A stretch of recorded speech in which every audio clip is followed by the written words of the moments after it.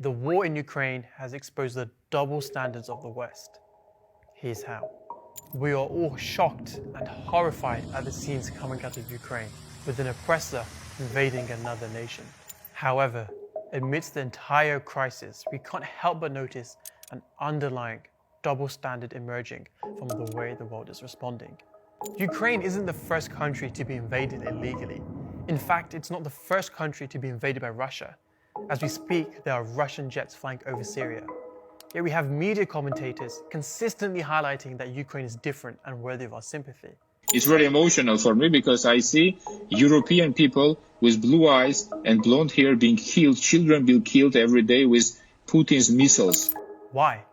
Because they are civilized, European, Christian, and have blonde hair and blue eyes? You know, this is a relatively civilized, relatively European. And this is not a developing third world nation. This is Europe. These are Christians, white.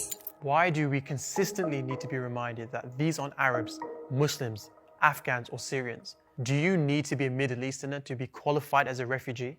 This isn't a place, with all due respect, like Iraq or Afghanistan. And don't get me wrong, of course we care about the Ukrainians, but why do we constantly need to be reminded that these people are different and therefore worthy of our sympathy?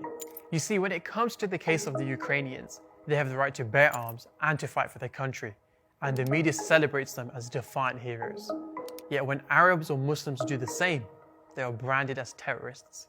Why is it that the Ukrainian Defense Ministry is allowed to teach people how to make Molotov cocktails in their fight against the oppressor, but Palestinian kids from the tender age of 10 are criminalized by the media and imprisoned up to 20 years for throwing rocks at their occupiers?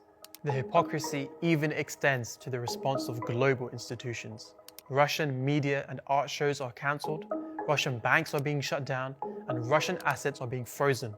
Heck, FIFA has also sanctioned all Russian teams from participating, while football stadiums are plastering anti-Putin slogans. Why is it okay for football players to speak out against Russia, yet we saw Mesut Ozil shunned for speaking out in support of the Uyghurs, and Celtic fans fined for waving the Palestinian flag? And when we look at the responses of world leaders, we see the exact same hypocrisy. Biden is somewhat shocked by a foreign country invading another.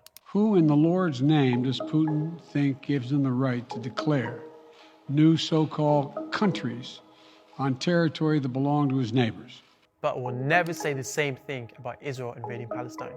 Boris Johnson is praising the resistance of the Ukrainians, but God forbid he say the same thing about a Muslim resistance. They are fighting back, perhaps with more effect, with more resistance than the Kremlin had bargained for. Obama has passionately spoken out against the actions of Russia and the need to impose sanctions.